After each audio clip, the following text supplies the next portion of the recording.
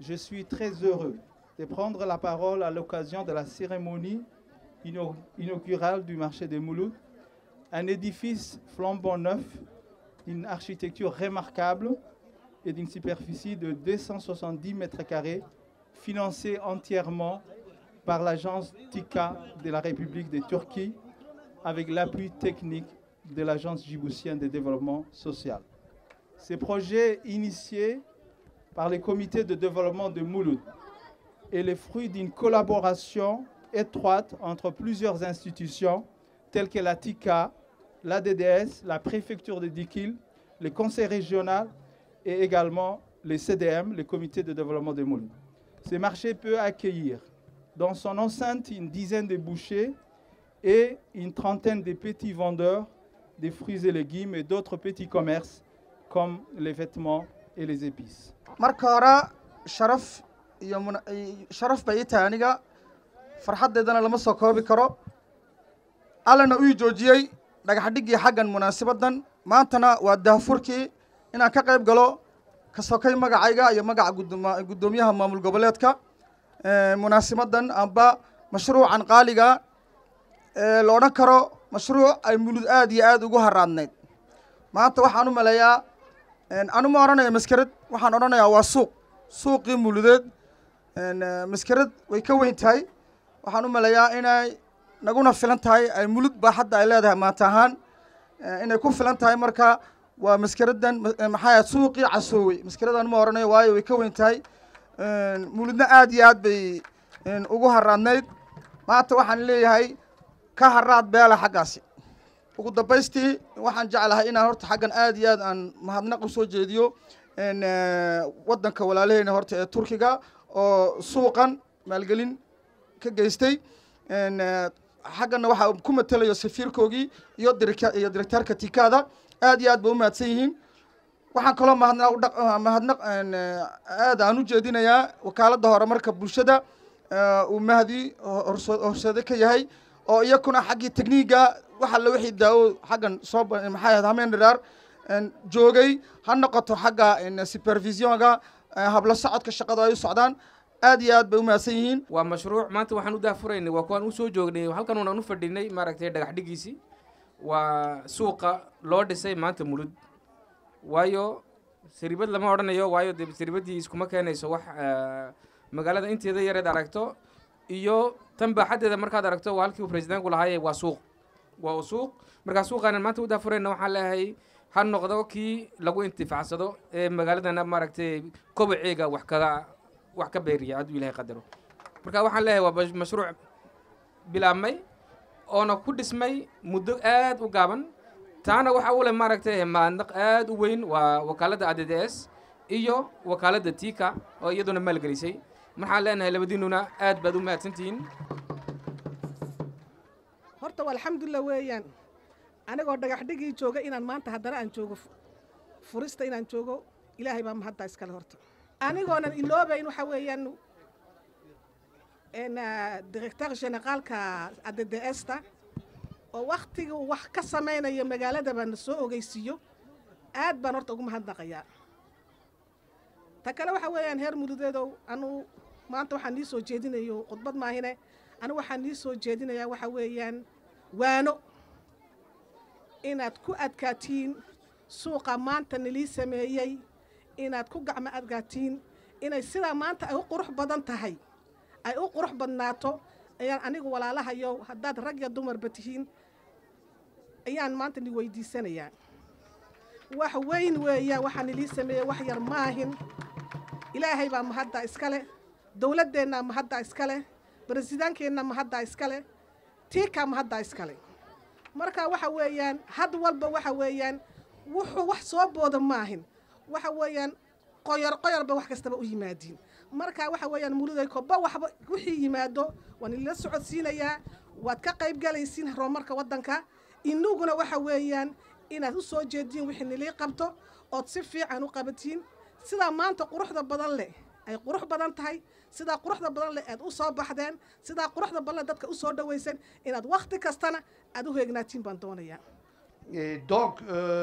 c'est un plaisir particulier de voir cet édifice, ce marché de Mouloud déjà bâti,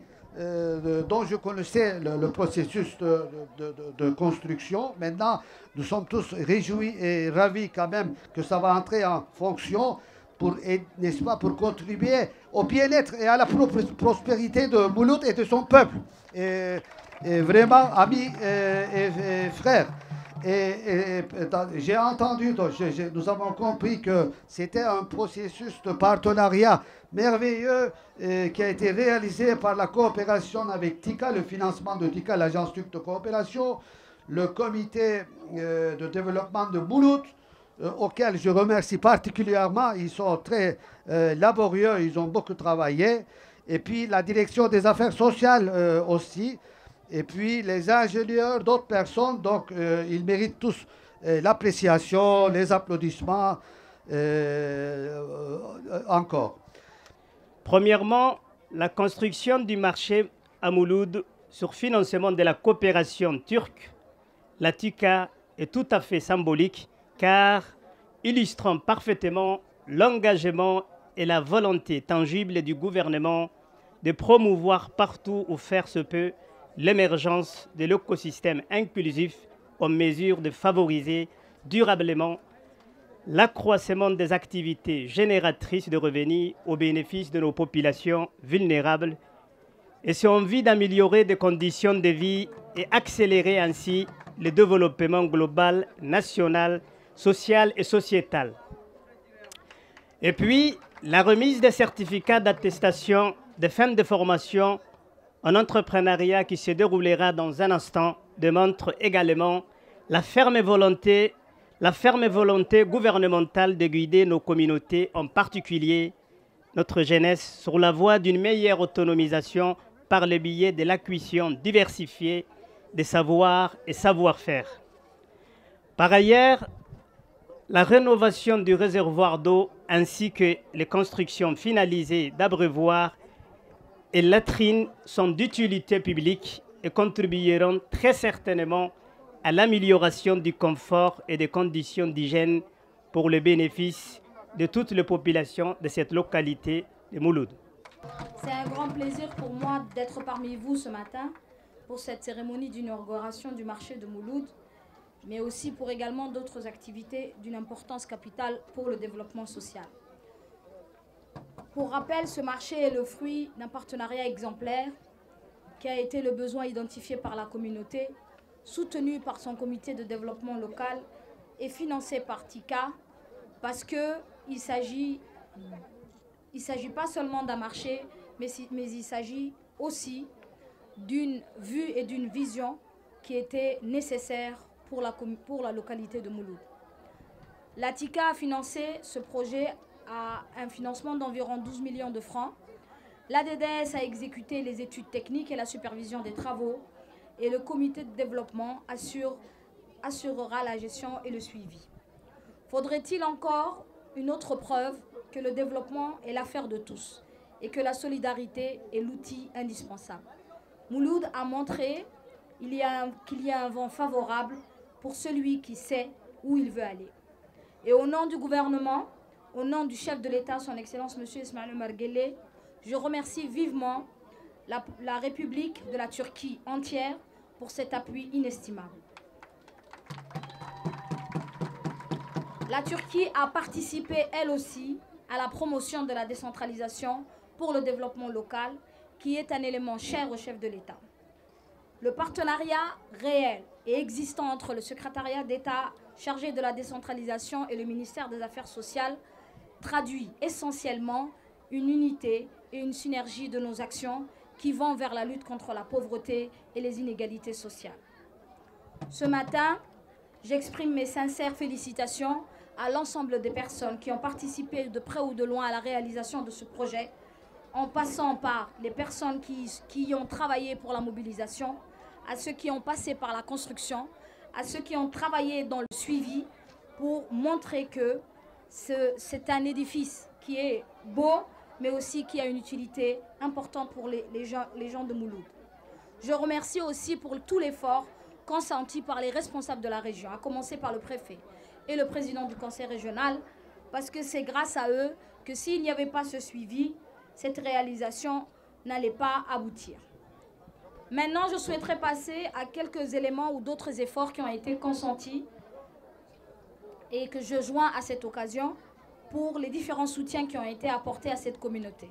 Il s'agit du développement de la jeunesse à travers les programmes de formation et d'entrepreneuriat de la jeunesse de Mouloud. 30 jeunes se verront remis les certificats de formation pour un objectif de formation de 150 élèves. Les 25 meilleurs plans d'affaires se verront attribuer un fonds de démarrage de leurs activités génératrices de revenus d'environ 665 000 francs Djibouti, soit un total de 17 millions de francs. Dans le cadre du programme du transfert monétaire, la sous-préfecture de Mouloud bénéficie de ce programme pour environ 221 familles avec 6 sous-projets communautaires qui seront financés pour un total de 21 millions de francs Djibouti réservés pour le financement des projets de développement. Dans le cadre du fonds de développement financé par la Banque africaine, nous avons pu avoir l'occasion de visiter les réalisations de 2 associations qui ont mis en place 2 abreuvoirs pour les cheptels et 24 latrines pour la communauté de Mouloud pour environ un financement de 3 millions de francs Djibouti. Les réalisations qui se sont faites à Mouloud sont multiples et intégrées et c'est la vision du développement du gouvernement. Agir local pour un développement global. Tout ceci répond à la consolidation de la cohésion sociale et à des efforts de résilience des communautés. Je vous remercie de votre aimable attention.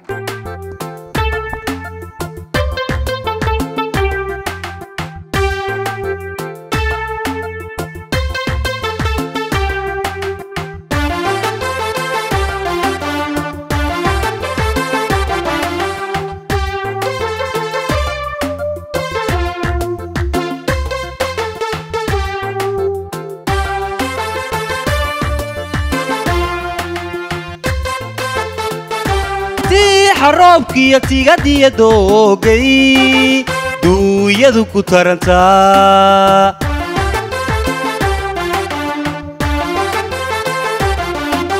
caddade estuna waa tusaaliyo tiirka ummadu ay ku taagan tahaye caddade estuna waa tusaaliyo tiirka ummadu ay ku taagan tahaye